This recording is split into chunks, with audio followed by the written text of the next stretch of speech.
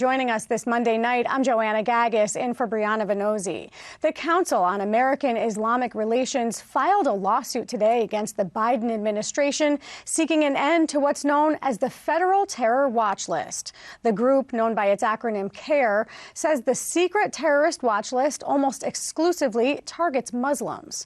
The lawsuit includes a dozen plaintiffs, all Muslim, one of them the mayor of Prospect Park, Mohammed Khairullah.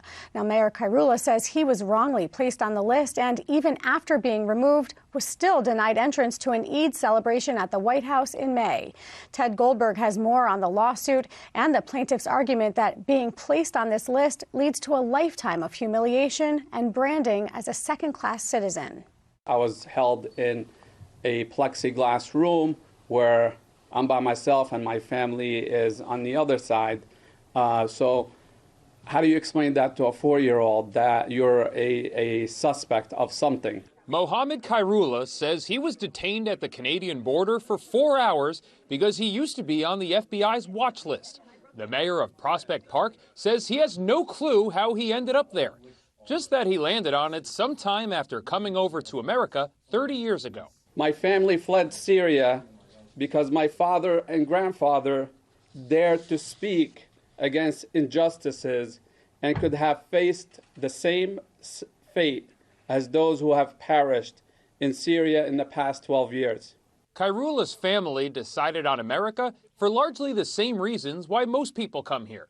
A land known for its institutions that are governed and guided by a constitution that guarantees everyone is treated equally and fairly. But Khairullah says the FBI's watch list betrayed his constitutional rights, and the Council on American-Islamic Relations agrees. CAIR began suing the FBI this morning in 3 states and Washington, D.C. No matter how far you've come to prove your loyalty as a Muslim American, those same constitutional rights you've sworn to uphold do not apply to you. By putting people on the watch list, the FBI is telling every single police officer in the country, every single private company that receives the watch list, to screen people against the watch list, whether they're pulling people over on the highway, whether they're checking people at the border. This list has caused a great deal of difficulty for so many. It has trampled on the rights of so many Americans, largely Muslim Americans, and we're hoping that this shines a light on the illegal watch list and it brings an end to its use. The list itself has more than 1 million names on it. Most people don't learn that they're on the list until they find out it costs them a job offer or leads to detainment while traveling.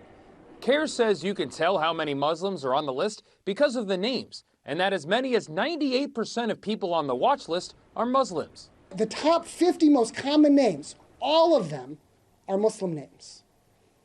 They're not only criminalizing specific people, but they're burdening the very names of Islam itself. They're very much part of the fabric of American society, but at the end of the day, they are still regarded in some ways as second-class citizens, and they're denied due process.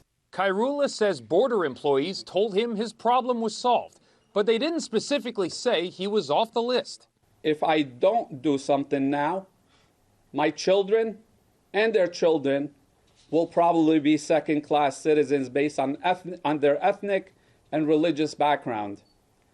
I discovered that as a second-class citizen, I am not entitled to due process. My government can indeed accuse me, harass me, and tarnish my reputation without owing me an explanation or an apology. He also blames the list for being uninvited from the White House for an event back in May. CAIR chapters in Massachusetts and Michigan are also part of this lawsuit, hoping to stop the FBI from using the watch list in the future. In Newark, I'm Ted Goldberg, NJ Spotlight News.